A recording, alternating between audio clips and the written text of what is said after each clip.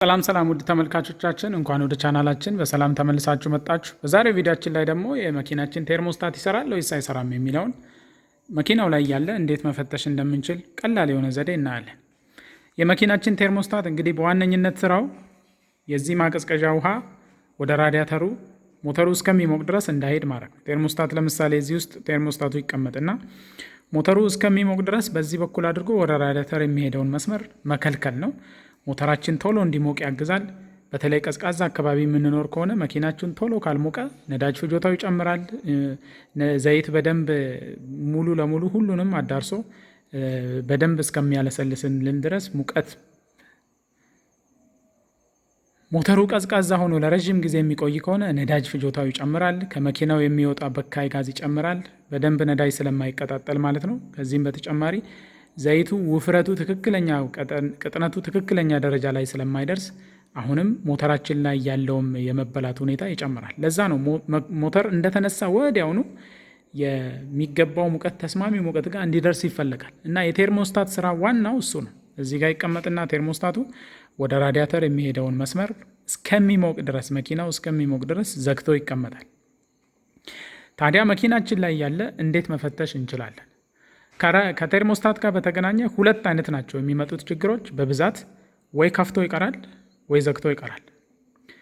መኪናችንን ከማስነሳታችን በፊት እንመጣና ይሄን የላኛውን ማኒኮቶ ወደ ራዲያተር የሚሄደውን ትይዙታላችሁ። ሙቀቱ ምን ያህል እንደሆነ ታያላችሁ። ከዛ ትመጡና ይሄ ደግሞ ከራዲያተር የሚመጣው ነው፣ ከራዲያተር መውጫ ነው። ይሄኛውንም ትይዙትና የሙቀት መጠኑን ታያላችሁ። ከዛ ሞተራችሁን ታስነሳላችሁ። መኪናው ከሰራ ከሆነ ሙቀት በኋላ ያው መኪናችን እየሰራ ሲሄድ መሞቁ አይቀርም። ከሞቀ በኋላ ትመጡና ይሄንን ትይዛላችሁ። በጣም ትኩስ ከሆነ እንዳያቃጥላችሁ። ከዛ እዚህም ጋር ትመጡና አሁንም የታችኛውን ትይዛላችሁ። አሁን በዚህ ሰዓት የላኛው በጣም ግሎ ይሄ በጣም ሞቆ ከታች ያለው ደግሞ ቀዝቃዛ ከሆነ ይሄ ቴርሞስታት እየከፈተ አይደለም ማለት ነው።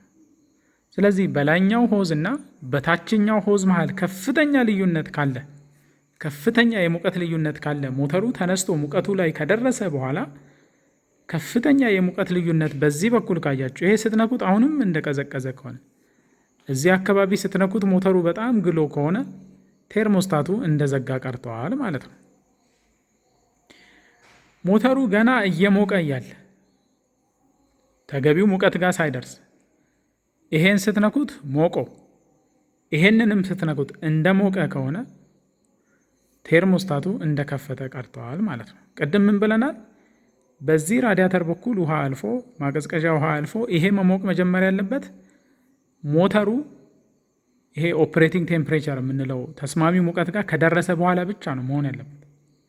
ወዲያውኑ ሞተሩ እንደተነሳ ይሄም ሞቆ ያኛውም የሚሞቅ ከሆነ እቺ ቴርሞስታት እንደከፈተች ቀርታለች ማለት ነው።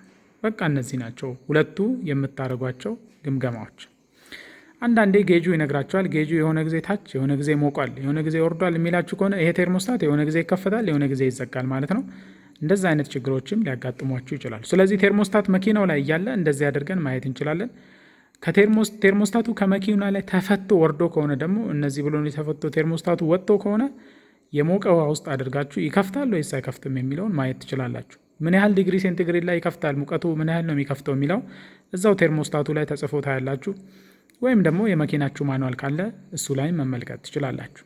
እንግዲህ ቴርሞስታት መኪና ላይ የምትፈትሹበት ቀላሉ መንገድ ሞተሩ እየጋለ ካስቸገራችሁ ይሄንን ያዛርጋችሁ እዩት። ይሄ በጣም ግሎ ይሄ አካባቢ በጣም ግሎ ከዛ እዚህ መታችሁ ደግሞ ይሄንን የታችኛውን የራዲያተሩን መውጫ ስትነኩት ምንም ካልጋለ ቴርሞስታቱ እንደዘጋ ቀርተዋል ማለት ነው።